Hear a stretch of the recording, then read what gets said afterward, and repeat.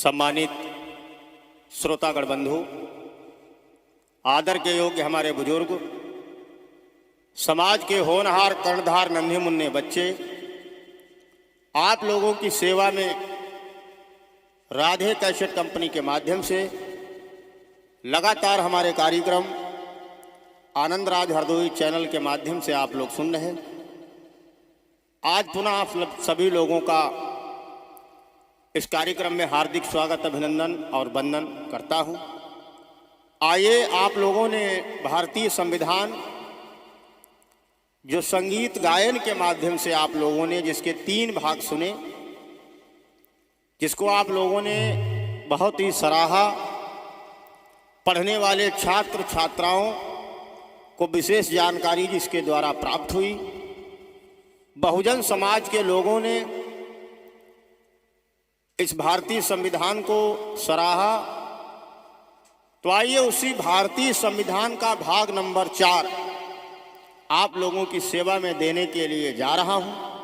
हमें आशा ही नहीं, पूरा विश्वास है कि आप लोग इस भारतीय संविधान के भाग नंबर 4 को सुनेंगे, नई जानकारी को प्राप्त करेंगे और हमारा प्रोग्राम अगर आप लोगों को अच्छा लगे तो आप लोग इसको शेयर करके दूसरे लोगों तक पहुंचाने का काम करें। इसी से हमारा मनोबल बढ़ेगा और इसके अग्रिम भाग आपकी सेवा में बराबर देता रहूंगा। तो आइए, भारतीय संविधान कथा भाग नंबर 4। आइए, 4 लाइनें सबसे पहले हमारे बड़े भाई, बहुत ही जनवादी, राष्ट्रवादी, बुद्धवादी विचारधारा के प्रखर लेखक रचयिता कवि सुनील कुमार करदम जी, जो मथुरा जनपद के निवासी हैं, उनके द्वारा 4 लाइनें जो लिखी हुई, संविधान समता भाईचारे की बात करता है। तो आइए, सबसे पहले 4 लाइनें आप लोग गौर करें। बेटा मनोज, कि गुजरता हूं जहां होकर प्यार के गीत गाता हूं,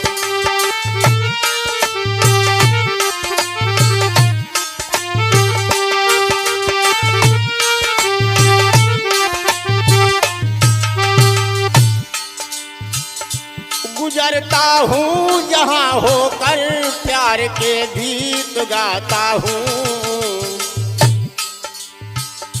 मिले जो प्यार से उसको गले अपने लगाता हूँ।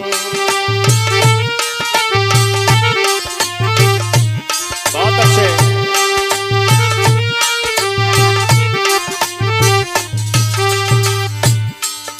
बहुत सुंदर 4 पंक्तियां भारतीय संविधान कथा भाग नंबर 4 आपकी सेवा में प्रस्तुत होने जा रहा है। आप लोग सुने, समझें और नित नई जानकारी को अर्जित करें।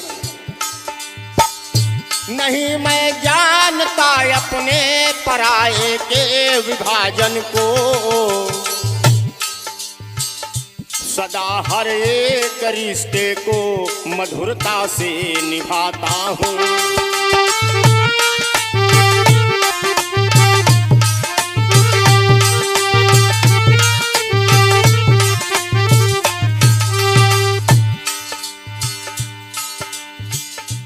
ये भारतीय संविधान जिसको बाबा साहब अम्बेडकर ने 2 साल 11 महीना 18 दिन में लिखा, मगर दुर्भाग्य रहा इस बहुजन समाज का, जिसने कभी 18 दिन भी इसको पढ़ने का काम नहीं किया। जय भीम मात्र करने से इस समाज का कल्याण नहीं होगा। महापुरुषों की विचारधारा को समझने का प्रयत्न करिए। संविधान के बिना जीवन अधूरा है। दिया जो भीम बाबा ने हमें लिखकर, दिया जो भीम बाबा ने हमें संविधान में लिखकर, उसी अधिकार के बल पर मिशन आगे बढ़ाता हूँ। उसी अधिकार के बल पर मिशन आगे बढ़ाता हूँ।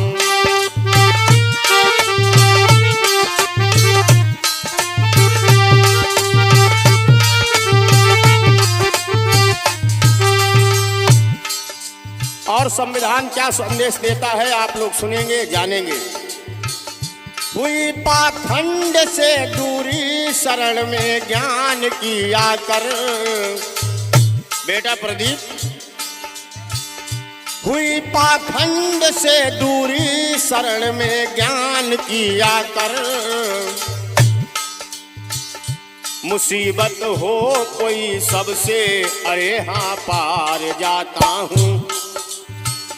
गुजरता हूँ जहाँ होकर, प्यार के गीत गाता हूँ।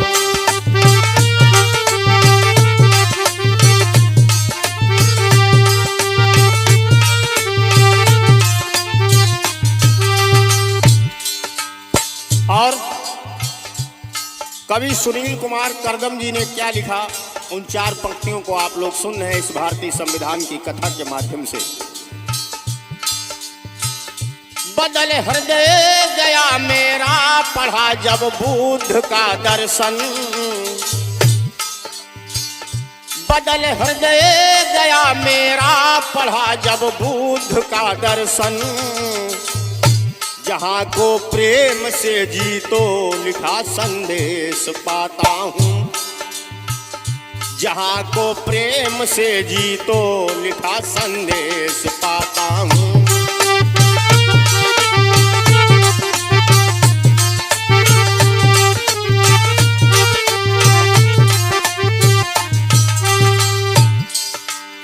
और अंतिम लाइन जो जीवन में यथार्थ रूप में लोगों को उतारनी चाहिए, भाग्य से नाता तोड़ना चाहिए और कर्म को अपने जीवन में समुचित रूप से उतारना चाहिए।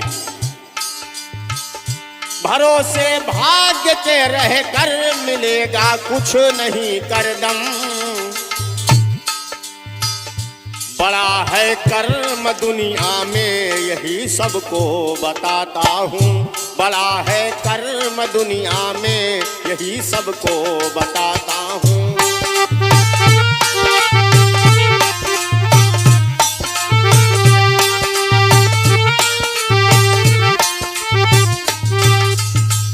आइए गौर करते हैं भारतीय संविधान भाग नंबर 4। कैसे इस समाज के लोग संविधान की जानकारी पाएं, बराबर निरंतर प्रयास में लगा हुआ हूं। तो आइए, आप लोगों ने भाग नंबर 3 में संविधान का अनुच्छेद 49 तक आपने सुना था। तो आइए भाग नंबर 4 अनुच्छेद नंबर 50 क्या कहता है कि प्रशासन का न्यायालय में और ना हो कोई दखल भाई।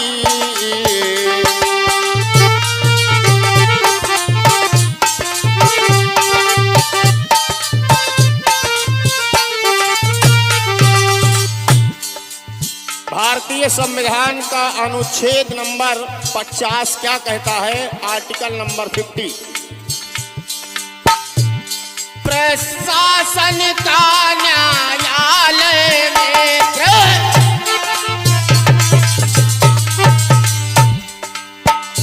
ना कोई हो दखल भाई। और बेटा मनोज, रहे न्यायपालिका स्वतंत्र सदा और न्याय मिले प्रतिपल भाई।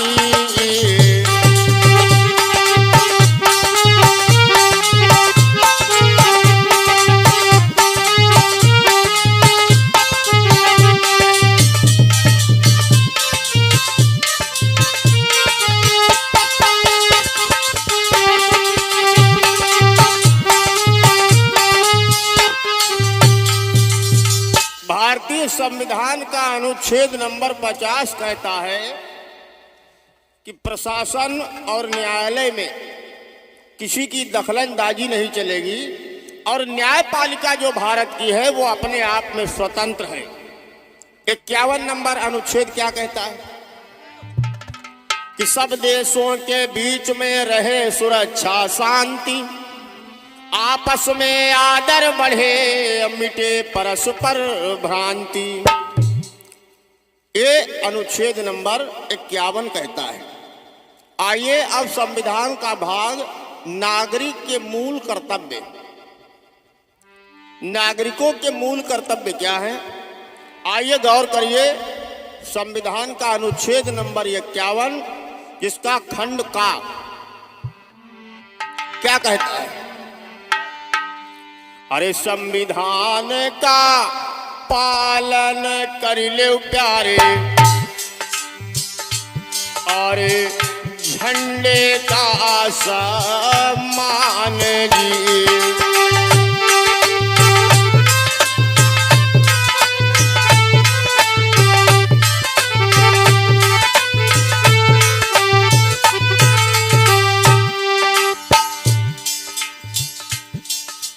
संविधान का अनुच्छेद 51 का क्या कहता है कि संविधान का सभी नागरिक पालन करें और जो भारत का राष्ट्र ध्वज है उसका सभी लोग सम्मान करें। आदर सबके मान ले मेरे भैया, अरे करो राष्ट्र को गान जी।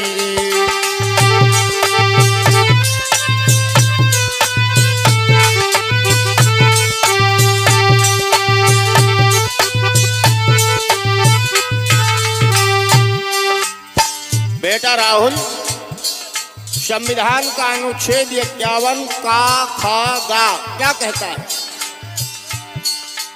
कैसी आजादी मिली गई है मेरे बेटा, अरे सबका देव समझाई जी।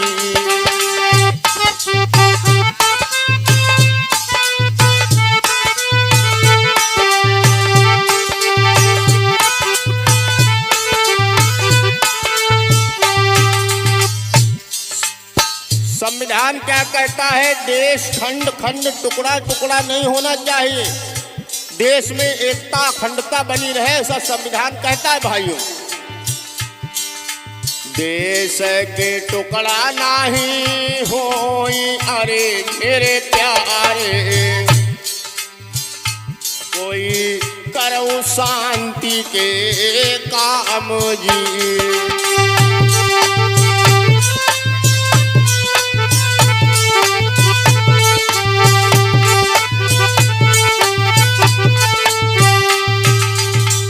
संविधान का अनुच्छेद 51 कहता है कि देश की अखंडता बढ़े, देश में समरसता बनी रहे, इसके लिए देश के सभी नागरिकों को काम करना चाहिए। अब संविधान का अनुच्छेद 51 का जिसका खंड घा और यहाँ क्या कहता है, आइए गौर करिए। ये 51 संविधान का जो अनुच्छेद नंबर है ये राष्ट्र की सेवा और स्त्री के सम्मान के बारे में है। गौर करिए कि राष्ट्र की सेवा करे सभी जन और स्त्री का सम्मान करे, और भेदभाव से विरत होकर भाईचारे का निर्माण करे।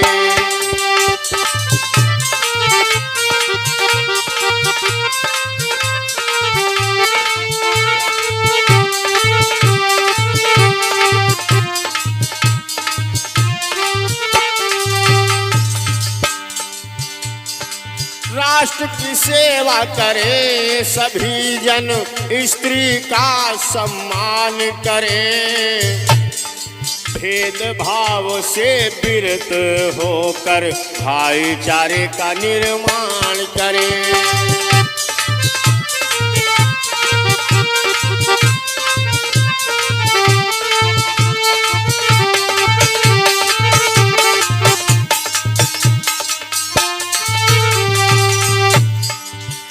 अब अनुच्छेद 51 का चा और छा खंड क्या कहता है? गौर करिए भाइयों।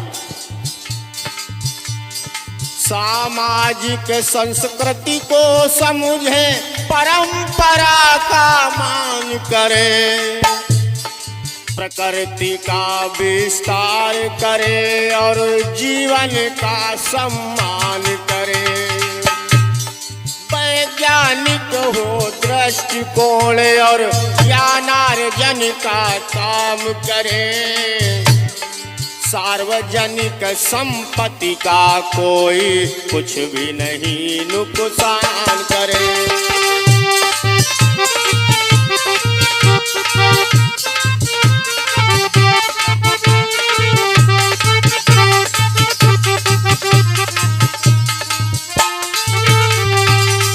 ये संविधान का अनुच्छेद नंबर 51, जिसका खंड चा और छा कहता है। क्या कहता है? कहता है प्रकृति की सभी नागरिक भारत के जो भी हैं, किसी भी जाति धर्म के लोग हैं, वो भारत के नागरिक हैं और भारत में रहने वाला हर व्यक्ति भारतीय है, जिसको मैं संविधान कथा भाग नंबर 1 में पहले सुना चुका हूं। वैज्ञानिक दृष्टिकोण यानी विज्ञान का प्रचार प्रसार लोगों को करना चाहिए, पाखंड से दूरी बनानी चाहिए, ऐसा भारतीय संविधान में समाहित किया गया। और सार्वजनिक संपत्ति जो है वो देश की संपत्ति है, उसको किसी प्रकार का नुकसान न करें। जैसे देखा होगा गांव में सार्वजनिक जो बिल्डिंग बनी होती हैं, तो अपने गांव घर के देशी लोग कहीं नहीं आता, सरकारी एक तौर का मतलब। तो संविधान कहता है कि वो सार्वजनिक जो स्थल है, सार्वजनिक जो संपत्ति है, उसका नुकसान न करें। अगर कोई ऐसा करता है तो उसके लिए संविधान में दंड प्रावधान है।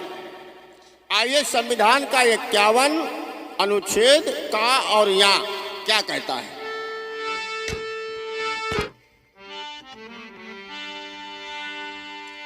कि खुद भी ऊंचाई को छू ले सब और लोगों को भी बढ़ाएंगे, और राष्ट्र निरंतर बढ़ेगा आगे और सफल सभी हो जाएंगे।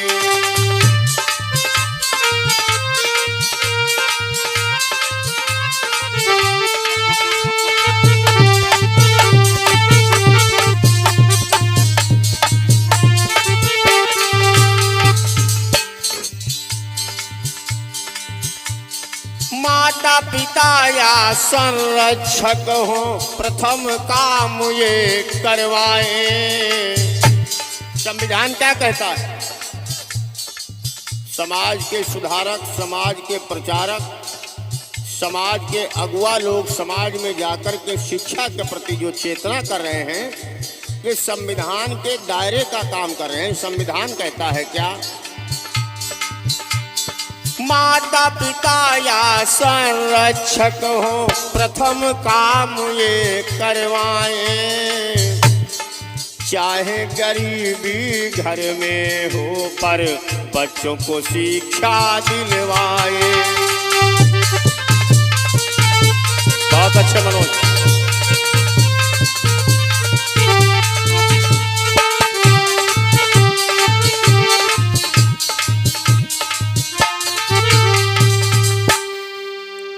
संविधान का अनुच्छेद 51 का खंड जिसका टा कहता है कि किसी बच्चे का कोई माँ हो या पिता हो या संरक्षक।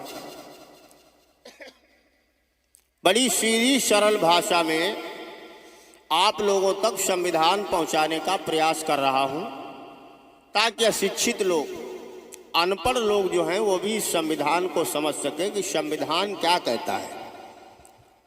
मैंने जब जमीन पर जाकर के गांवों में देखा तो मैंने ये पाया कि संविधान के बारे में लोगों को रत्ती भर जानकारी नहीं है कि संविधान क्या कहता है। संविधान में कुछ और लिखा हुआ है। इस देश के चतुर चालाक लोग, बेईमान लोग संविधान को समाप्त करने की ओर काम कर रहे हैं, और जिनको संविधान के द्वारा बढ़िया जीवन जीने का अधिकार मिला वो इससे बड़ा दूर बैठेगी। तो संविधान कहता है कि कोई बच्चे का अगर माता पिता है, माता पिता नहीं है तो उसका कोई संरक्षक अगर है, तो वो बच्चे को पहला काम करवाएं, बच्चे को शिक्षा दिलवाएं, जिसके लिए सरकार की तरफ से तमाम तरीके के काम किए जा रहे हैं। लेकिन यहाँ पर सवाल ये पैदा होता, हम कैसेट में सुना दें कि बच्चे को शिक्षा दिलवाओ, या जा करके हम लोग गांव-गांव प्रचार प्रसार करते हैं, शिक्षा के प्रति लोगों को जागरूक करते हैं, लेकिन शिक्षा आज देश में व्यापार हो गया है। एजुकेशन ये बिजनेस, शिक्षा एक व्यापार बनकर रह गया है। और जब शिक्षा व्यापार बन गया है तो आज शिक्षा गरीबों के लिए इस देश में नहीं है। संविधान समान शिक्षा की वकालत करता है, संविधान इस देश में निःशुल्क शिक्षा की वकालत करता है, लेकिन आजादी के 72 साल के बाद में भाइयों इस देश में समान शिक्षा लागू नहीं हुई। आइए गौर करिए। अब संविधान में एक भाग आता है संघ, द यूनियन, कार्यपालिका, कार्यपालिका, न्यायपालिका, व्यवस्थापिका, विधायिका, ये जो संविधान का स्तंभ है। तो आइए कार्यपालिका के बारे में आप ध्यान दें। संविधान का अनुच्छेद नंबर 52 और 53 क्या कहता है कि भारत की सरकार में राष्ट्रपति ऊंचा अधिकारी होगा, वो राष्ट्रपति अधिकारी होगा।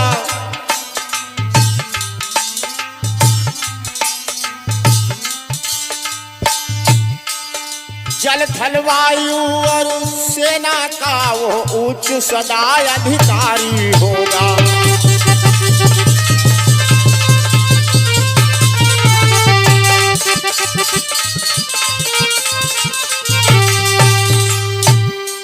और संसद विधान सभाओं द्वारा और वो राष्ट्रपति चयनित होगा, वो राष्ट्रपति चयनित होगा।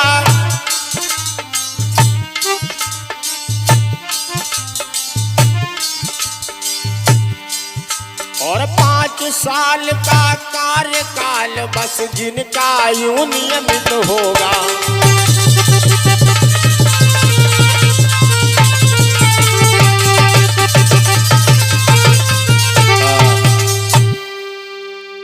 अनुच्छेद नंबर 52 और 53 ये कहता है कि भारत की जो सरकार है उसमें सबसे ऊंचा अगर कोई पद है, कोई भी हो, कोई जिलाधिकारी हो, एसपी हो, कलेक्टर हो, मुख्यमंत्री हो, प्रधानमंत्री हो, राज्यपाल हो, तो जितने भी पद हैं इन सब पदों में सबसे बड़ा अगर भारत में कोई पदेन अधिकारी है तो केवल राष्ट्रपति है। और जल, थल और वायु सेना, जो 3 सेनाएं हमारे देश में हैं, जल सेना, थल सेना, वायु सेना, तो उन तीनों सेनाओं का सबसे बड़ा अधिकारी जो है वो राष्ट्रपति है। संविधान का अनुच्छेद 54 और 56 कहता है कि संसद और विधानसभा के द्वारा राष्ट्रपति का चुनाव होगा। संसद, देश की जो संसद और विधानसभाएं हैं वो राष्ट्रपति को चयनित करेंगी और इनका कार्यकाल 5 वर्ष का होगा।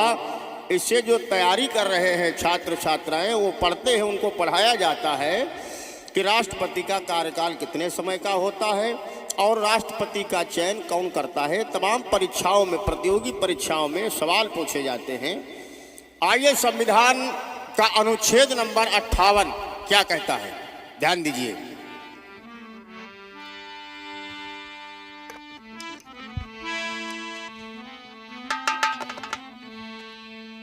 अट्ठावन नंबर अनुच्छेद कहता है कि राष्ट्रपति कौन बनेगा, राष्ट्रपति की अहर्ताएं, शर्तें क्या हैं, राष्ट्रपति कौन बन सकता है। कि नागरिक हो वो भारत का, आयु 35 से कम ना हो।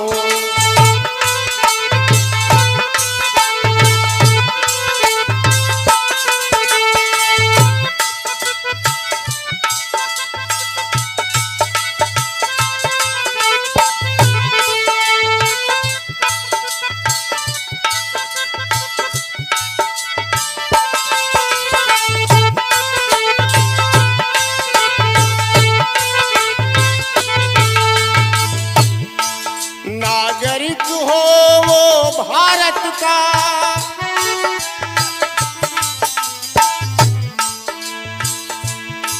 नागरिक हो वो भारत का, आयु 35 से कम ना हो। सांसद बनने लायक हो और कोई लाभ पद का ना हो।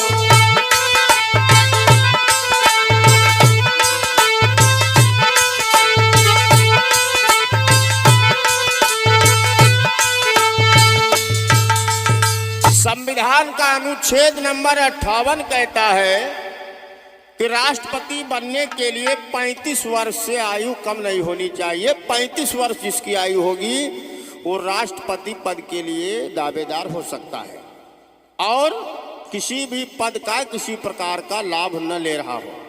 और क्या कहता है संविधान का अनुच्छेद नंबर 60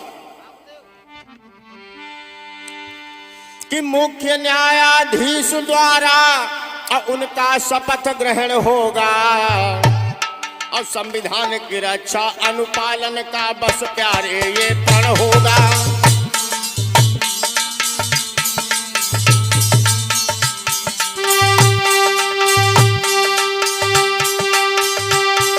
नागरिक हो वो भारत का, उनका शपथ ग्रहण होगा। मुख्य न्यायाधीश द्वारा बस उनका शपथ ग्रहण होगा। संविधान की रक्षा या अनुपालन का बस प्यारे ये प्रण होगा।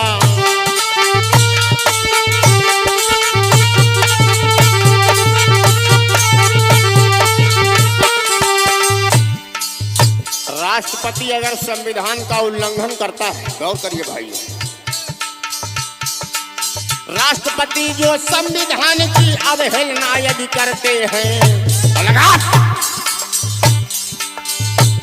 और राष्ट्रपति यदि संविधान की अवहेलना यदि करते हैं और लगाओ, संसद सदस्य उनके द्वारा बस दोषारोपण करते हैं।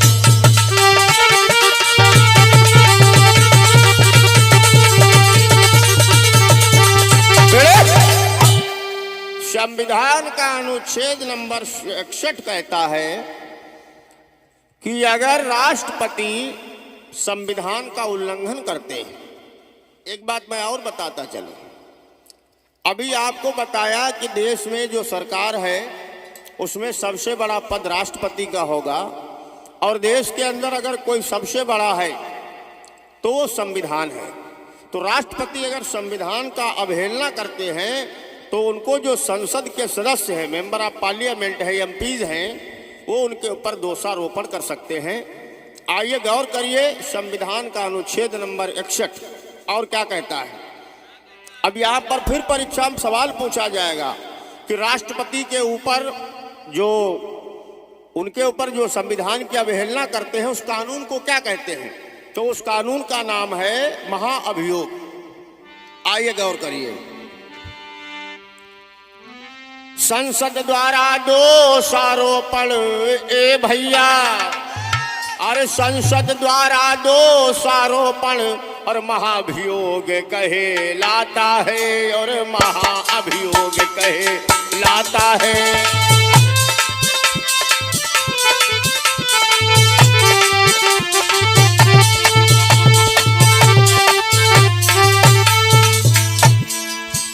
संसद द्वारा दोषारोपण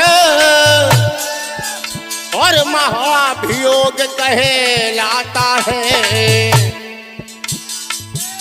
राष्ट्रपति का दोष अगर सिद्ध हो जाए तो संसद के सदस्य उसके ऊपर महाभियोग लगाकर उसको पद से हटाने की क्षमता रखते हैं, ऐसा संविधान कहता है। हमारे लोगों को जानकारी होनी चाहिए, जानकारी सबसे बड़ा दुनिया में हथियार है। दोष सिद्ध होने पर उनको, दोष सिद्ध होने पर उनको अरे पद से हटाया जाता है, अब पद से हटाया जाता है।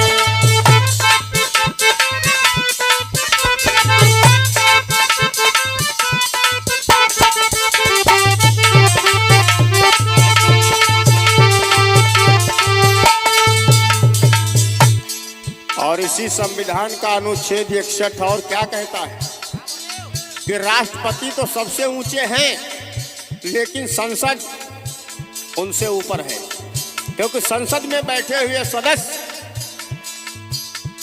वो राष्ट्रपति के ऊपर महाभियोग लगा सकते हैं। गौर करिए भाई, राष्ट्रपति सर्वोच्च हैं, पर संसद उनसे ऊपर है।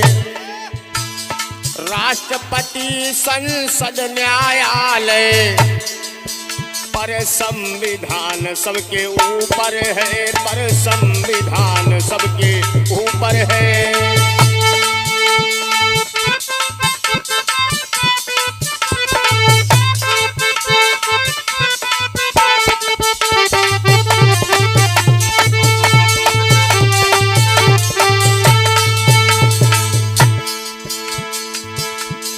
राष्ट्रपति संसद न्यायालय, राष्ट्रपति संसद न्यायालय, पर संविधान सबसे ऊपर है, पर संविधान सबसे ऊपर है।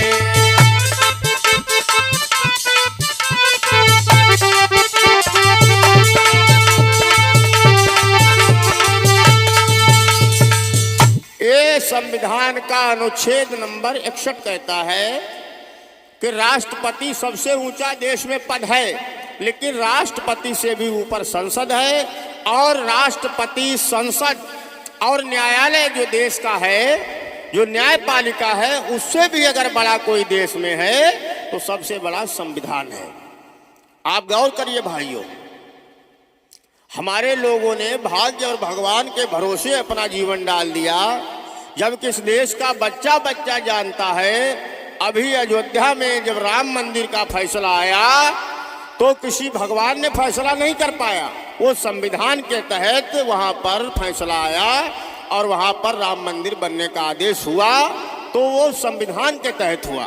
आइए गौर करिए, इसलिए हमारे लोगों को संविधान की शरण में जाना चाहिए। अगर शरण में ही जाना है तो संविधान की शरण में जाएं, जहां से हक, हकूक और अधिकार मिलेंगे। आइए गौर करिए। तो इस भाव से जो है आज धन्य है बाबा साहब, इस संविधान के द्वारा आज सारा काम चल रहा है इस देश में, लेकिन लोग हमारे संविधान से दूर बैठे। इस संविधान की कृपा से और सब काम हो रहा है।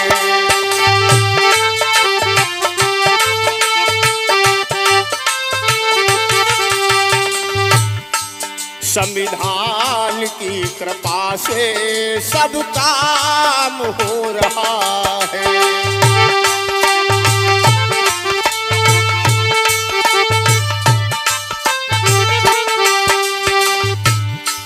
संविधान की कृपा से सब काम हो रहा है। तुझको मिला है सब हक। ए मानो, ए भारत के नागरिकों, जागो, संविधान को पढ़ो।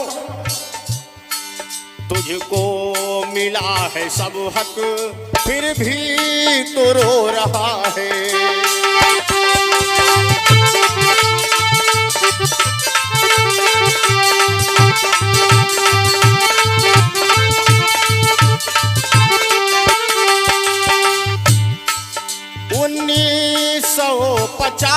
में 26 जनवरी थी, लागू है लोकतंत्र। कहने के लिए तो लोकतंत्र लागू है, लेकिन इस देश में तो बेईमान लोग लोकतंत्र की धज्जियां उड़ा रहे हैं। संविधान समाप्ति की ओर है। जागो बहुजन समाज के लोगों, लागू है लोकतंत्र, फिर देश जल रहा है।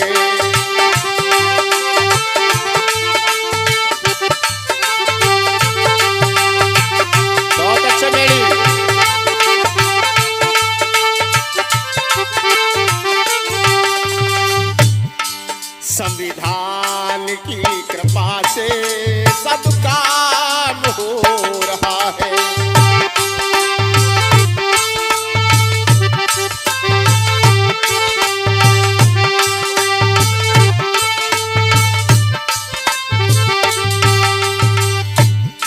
संविधान पालन करके स्वर्ण चिड़िया फिर बनाओ। संविधान का पालन करके देश को सोने की चिड़िया बनाएं।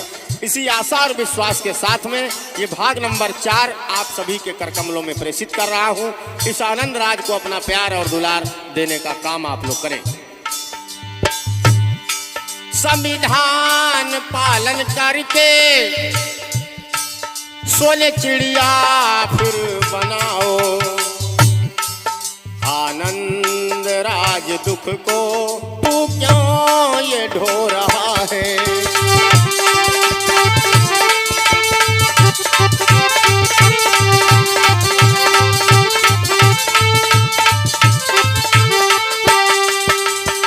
इस भाव से इन महापुरुषों की बदौलत, बाबा साहब की बदौलत आज संविधान में लोगों को संवैधानिक अधिकार मिले हैं। छात्र छात्राओं के लिए विशेषकर ये जानकारी दे रहा हूँ, संविधान को पढ़ें सभी लोग संविधान पढ़ें, आगे बढ़ें। संविधान का अनुच्छेद नंबर 65 तक आप लोगों ने सुना। इसके आगे भाग नंबर 5 में आप लोग अनुच्छेद 66 से सुनेंगे। सभी को बहुत साधुवाद, धन्यवाद। नमो ज्ञान, नमो विज्ञान, नमो संविधान।